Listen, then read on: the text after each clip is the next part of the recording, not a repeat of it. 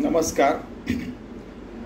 प्रपंची जो सावधान तो परमार्थ करील जाण, प्रपंची जो अप्रमाण तो परमार्थी खोटा.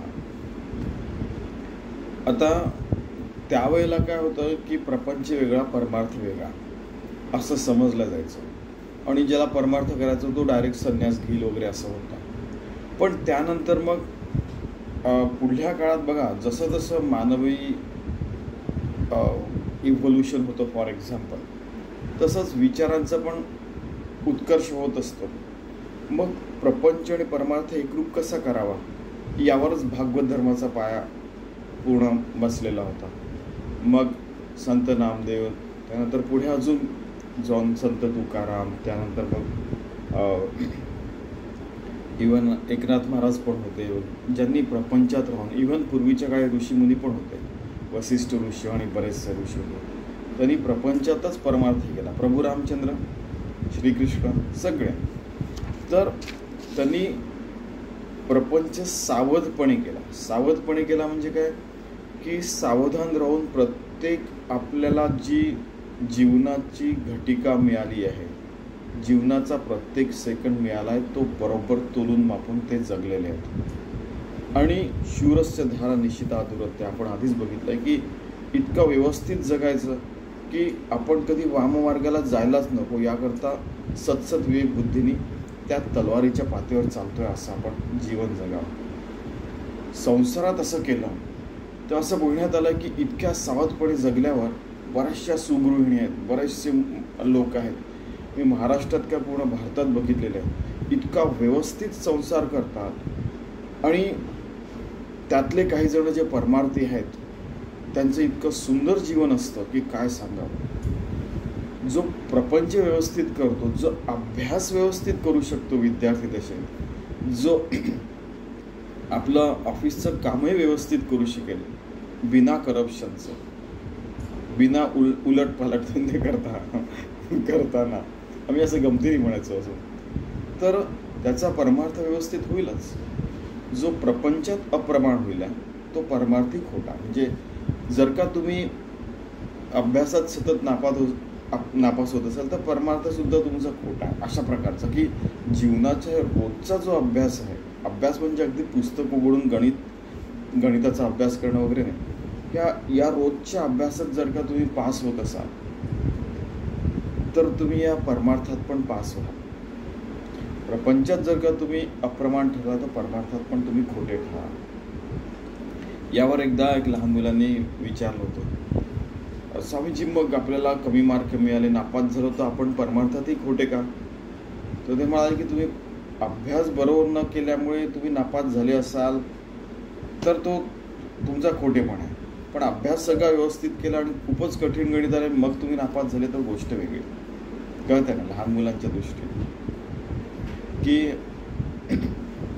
असं घडलेलं आहे की आम्ही इंजिनिअरिंगला असताना काही पेपर असे निघायचे की त्यातला जर का म्हणजे 10 प्रश्न असतील तर 10 पैकी 4 प्रश्न जरी केले तरी आपण पास होऊ शकतो समजा, पण 4 प्रश्न पण येतील याची शक्यता कमी. मग अशा वेळेला काय, तर अशाच प्रकारचा प्रश्न त्या मुलांनी विचारला होता, मी नाही विचारला होता.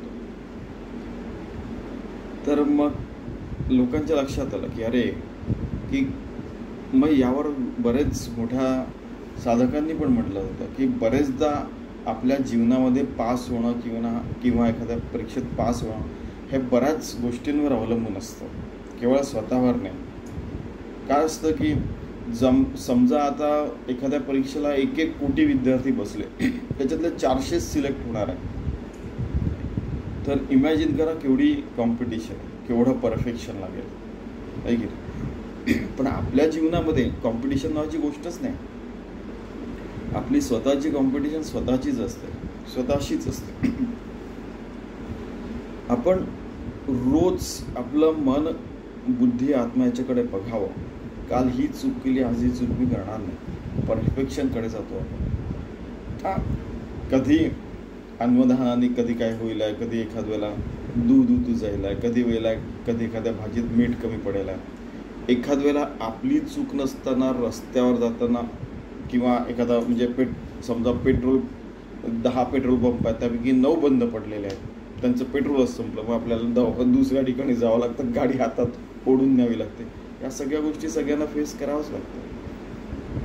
कधी महामारी आली आहे तर सगळ्या किराणाच्या दुकानातलं सगळं सामानच संपलेलं आहे. या गोष्टी आपल्या हातात नसतात, ती गोष्ट वेगळी. पण जेवढ्या आपल्या हातात आहे तेवढ्या सगळ्याच्या सगळ्या गोष्टी आपण सावधानपणे सद्गुरूंना समर्पित, आपल्या देवाला समर्पित होऊन करायला पाहिजे. प्रपंचातल्या गोष्टी आणि परमार्थातल्या गोष्टी. काही दिवसांनी प्रपंचच परमार्थ रूप होऊन जातो. 24 तास आपलं हृदय आहे ते देवाकरता धडधड करत आहे, बुद्धी भगवंताचाच विचार करत आहे की हे सगळं भगवंताला समर्पित कसं होईल, कसं मी तसं जीवन जगू. तरी झडझडोनी व्हायला अधिक वगैरे असं सगळं सांगितलेलं आहे. ये भक्तीची वाटेला, विभक्त नसावे तरीच भक्त म्हणावे.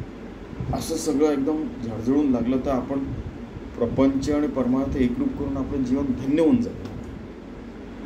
तसंच सावधपणे आपण सर्व कर्म, सर्व गोष्टी आपल्या जीवनात अवलंबल्या पाहिजे आणि आचरणात आणल्या पाहिजे. असं परमार्थ म्हणजे आचरण, असं समर्थांनी स्पष्ट सांगितलेलं आहे. विभक्त नसावे तरीच भक्त म्हणा. 0 किंवा 100% याच्याशिवाय समर्थ रामदास बोलतच नाही. एकदा स्वामीजींच्या तिथे गप्पा सुरू होते. तुम्हाला असं म्हणायचं का, एक जण म्हणाला, एक व्यक्ती, की एक तर समर्थ म्हणतात बाप दाखव नाही तर श्राद्ध कर. हो, अगदी बरोबर म्हणतो. असंच आहे समर्थांचा परमार्थ, हो किंवा नाही मध्येच आहे. एक तर तू भक्त आहे, नाही तर तू विभक्त आहे, खतम. एक तर तू परमार्थी आहे, नाही तर तू परमार्थी नाही. सरळ सरळ एकदम. किती सरळ पाठ आहे बघायचं समर्थांचं.